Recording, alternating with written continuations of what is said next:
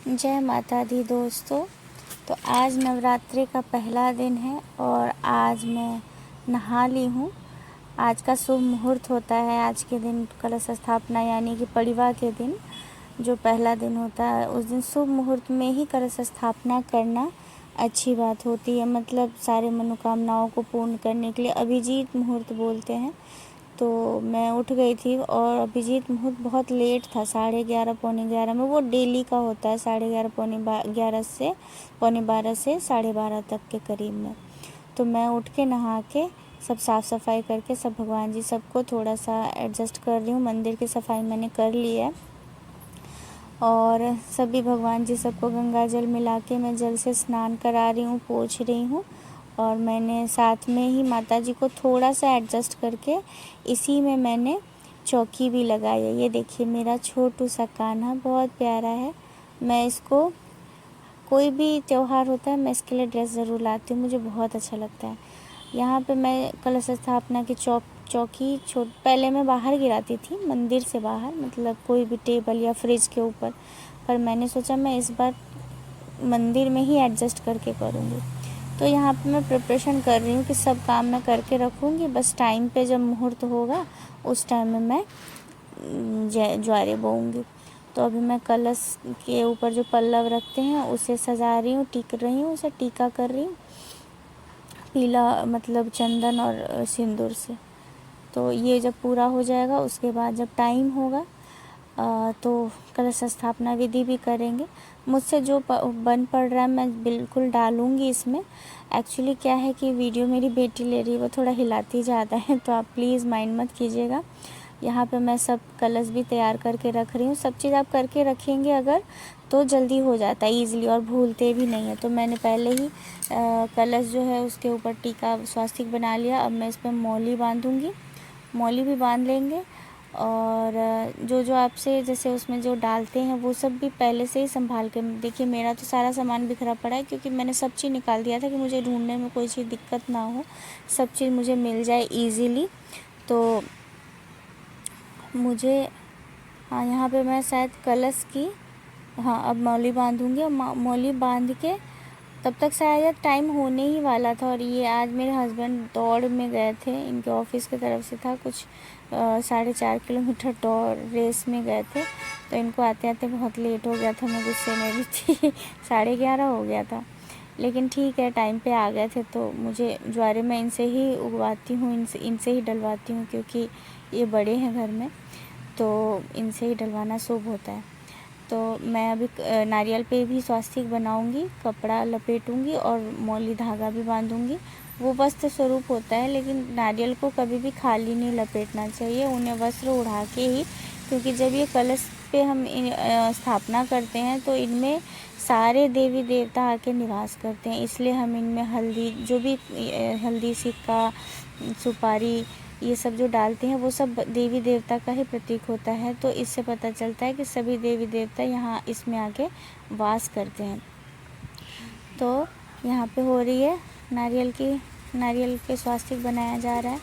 ये भी हो जाएगा। अभी हमारे घर पे लाइट कट गई थी तो लाइट जला के, टॉर्च मतलब मोबाइल का लाइट जला के यहाँ पे मेरी बेटी वीडियो शूट कर रही है।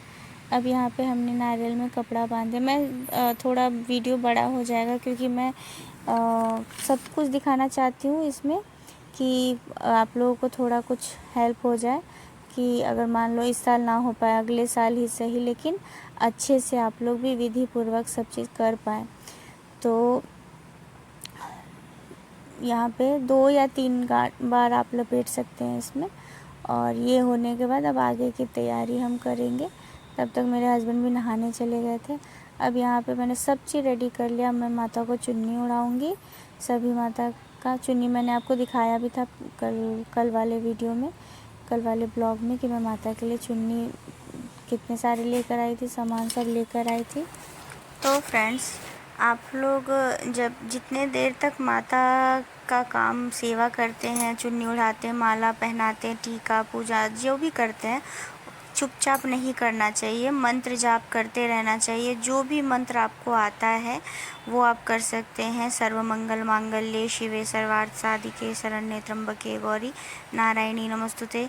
और ऐसे करके बहुत सारे मंत्र होते हैं जो आप कोई भी जाप कर सकते हैं, जो आपको याद हो, जो आप अच्छे से मंत्रोच्चारण कर पाएँ वो आप कर सकते हैं। कभी भी चुपचाप पूजा नहीं करना चाहिए। चाहे आप भोले बाबा का नाम लीजिए, माता रानी का नाम लीजिए, नहीं कोई मंत्र आता तो कोई बात नहीं, जय अम्बे, जय माँ दुर्गा, ओम दुर्गाय, दुंग दुर्गाय नमः, कुछ भी आप कर सकते हैं जो सही उच्चारण हो। तो कभी भी शांत बैठ के पूजा नहीं करते हैं, हमेशा आप मंत्रोच्चारण कर सकते हैं।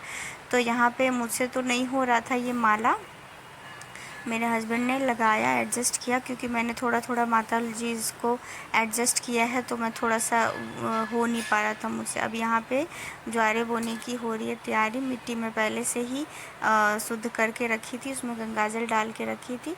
और मेरे हस्बैंड, अब ये काम मेरे हस्बैंड ही करते हैं, क्योंकि वो मुझसे बड़े हैं घर में, क्योंकि मेरे सास ससुर गाँव में रहते हैं। अगर वो होते तो वही करते, लेकिन यहाँ पे वो बड़े हैं, इसलिए मैं इनसे ही करवाती हूँ। और कहा जाता है कि जो ज्वारे होते हैं ना, वो घर में अगर बड़े होते हैं तो वही गिराते हैं, छोटे अगर बड़े हैं गिराते हैं तो छोटों को गिराने की ज़रूरत नहीं पड़ती। तो मेरे सास ससुर तो घर पे हैं इसलिए, लेकिन वो कहते हैं यहाँ पे हैं तो हम गिरा सकते हैं, इसलिए मैं गिरा रही हूँ। और ये इसका बहुत मान्यता होता है, मतलब माता का आशीर्वाद ये होता है जो हमें बाद में मिलता है ज्वारे के रूप में। तो अब यहाँ पे स्थापित हो गया चौकी पर पात्र। अब हम धीरे धीरे आगे बढ़ के उसमें कलश स्थापना की तैयारी करें। मैं उसे टीक रही हूँ। मैं बिहार से हूँ, इसलिए थोड़ा बहुत लैंग्वेज मेरा थोड़ा अजीब सा लगेगा आप लोगों को, कि ये हम लोगों ने सुना है अपने बड़ों से टीकना, टीका करना, तो ये थोड़ा सा अजीब लगेगा आप लोगों को, लेकिन हाँ हमारे इधर बोलते हैं, इसमें हमें कोई शर्म नहीं है, हम बहुत खुश होते हैं।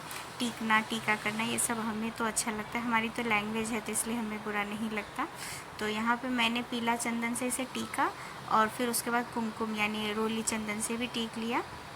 अब गंगा जल कलश में डाल के इसमें जल भरा, सिंपल जल, और उसके बाद मैंने इसमें सारा तैयार। अब मैं इसमें डालूँगी, कुछ चीज़ छूट गया है पर मैं आपको बता दूँ, मैंने इसमें डाला है चांदी का सिक्का, पान का पत्ता जो होता है वो मैंने चांदी का रखा है, वो भी मैंने इसमें डाल दिया। हल्दी की गांठ, सुपारी, लौंग, इलायची, फूल और सिक्का डाला है, और दूब, हाँ शायद दूब भी डाला। तो डाल के ये मैं पूरा स्थापित करूँगी वहाँ पे। उसके बाद हाँ फूल भी डाला है मैंने। और इसके बाद सब चीज़, अब मेरी बेटी ने फास्ट कर दिया है कि वीडियो बड़ा हो रहा था, तो यहाँ पे मैंने स्थापित कर दिया। मैं बस अभी चेक कर रही हूँ कि गिरेगा तो नहीं, क्योंकि मैंने इस बार पहली बार मंदिर में गिराया है। तो जौ के ऊपर जो ये डालते हैं ना, जौ नहीं सॉरी, कलश के ऊपर ये जो प्लेट डालते हैं उसे कभी खाली नहीं डालना चाहिए। चावल, गेहूँ, ये सब मतलब कोई भी अन्न डाल के ही उसके ऊपर रखना चाहिए। तो यहाँ पे मैं बस चेक कर रही हूँ कि ये गिरेंगे तो नहीं, इस टाइप से। अब मैं पल्लव डालूँगी और उसके बाद इसको फिर अच्छे से स्थापित करूँगी। तो पल्लव डाल दिया हमने और उनको स्थापित किया, और सभी देवी देवता से प्रार्थना की कि हे सभी देवी देवता, गणपति देव, हे समस्त देवी देवता, आइए और हमारे घर में विराजमान होइए।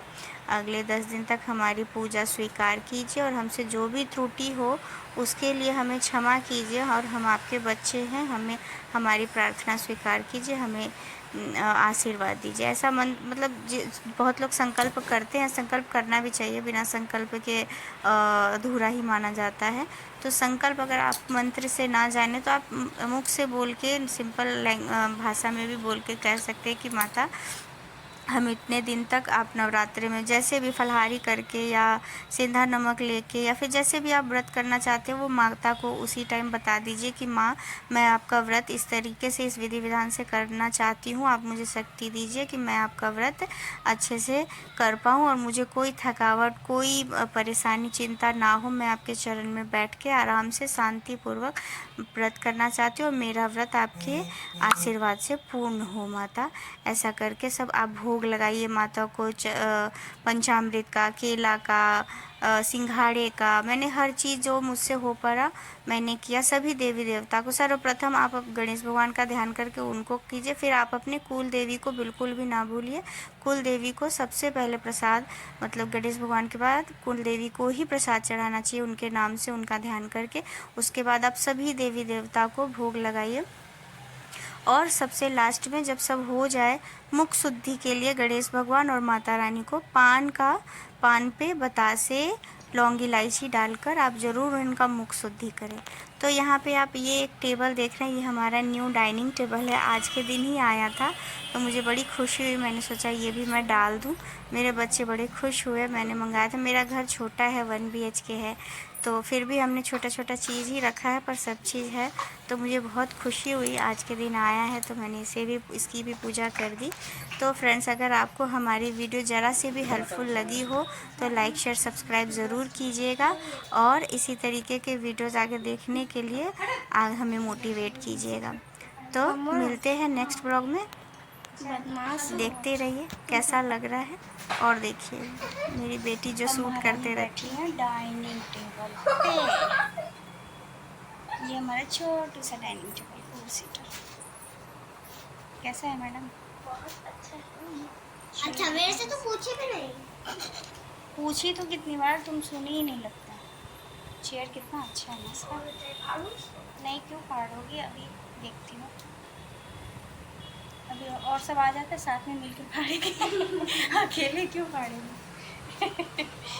हाँ, आ रहे। महारानी इस कुर्सी पे आराम फरमा रही है अपना रुमाल। तो फ्रेंड्स, आपको अगर हमारा वीडियो अच्छा लगे तो प्लीज़ लाइक, शेयर, सब्सक्राइब ज़रूर कीजिएगा। हमें